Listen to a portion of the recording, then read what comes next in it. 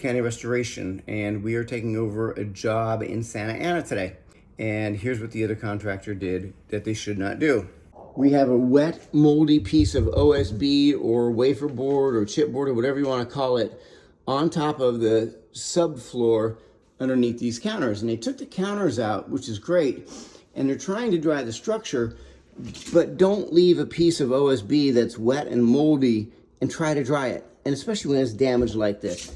So we're gonna take this out for them.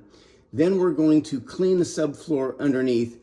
We're gonna clean up all the framing and get rid of all the mold. And then we're gonna set drying equipment because the other company's trying to dry it just with a D-Hue in here and is not drying because there's too much flooring here. And the other company also didn't manage to set the air scrubber on negative air.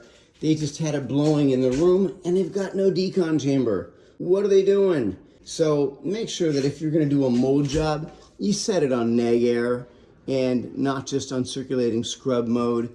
Take out the wet building materials that are gonna have to come out anyway, and then get your airflow on it so it dries quicker.